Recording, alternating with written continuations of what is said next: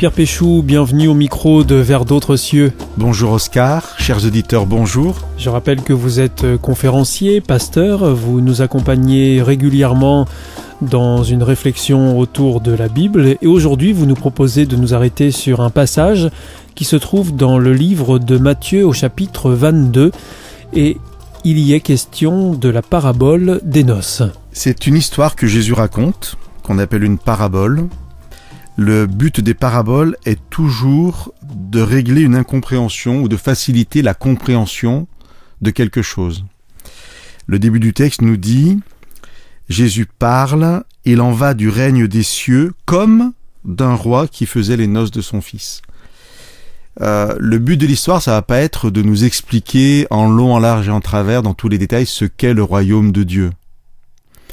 Mais l'histoire nous permettra d'avoir un aspect particulier de ce royaume. Voilà, il en va du royaume de Dieu comme, et à partir de là, on raconte une histoire qu'on appelle une parabole, et qui va illustrer certaines caractéristiques de ce que l'on veut expliquer. Et alors cette parabole, qu'est-ce qu'elle veut nous expliquer, Pierre Péchou ?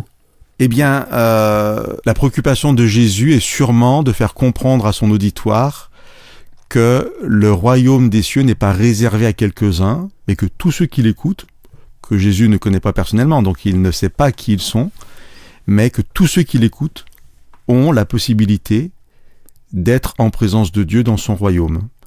Et l'histoire va raconter ça. Elle nous dit que le roi a tout préparé. Le texte est très précis. Le roi envoie des serviteurs en disant « Allez voir les invités pour leur dire « Tout est prêt, venez aux noces. » Vous n'avez rien à faire, ça c'est moi qui le rajoute, ce n'est pas dans le texte. Vous n'avez rien à faire parce que moi, le roi, qui représente Dieu... Dans l'histoire, le roi représente Dieu. Tout à fait. Moi, j'ai tout préparé pour vous. Vous n'avez qu'à accepter l'invitation. Et alors, qui sont les convives ? Qui sont les serviteurs ? Alors, les serviteurs, ça peut être les anges.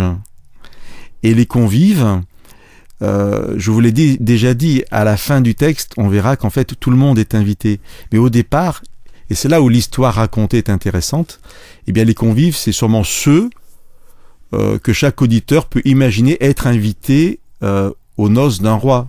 Tout ce qu'on considère comme des personnages importants, alors les familles royales, les magistrats, les personnages publics. Et c'est là que c'est intéressant, je viens de le dire, parce que le texte nous dit que ces personnes, eh bien, en fait, ne veulent pas venir, vont refuser l'invitation du roi.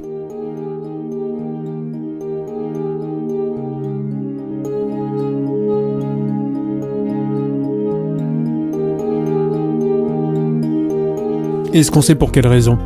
Non, on sait simplement que ceux qu'on attend voir à ces noces n'y sont pas.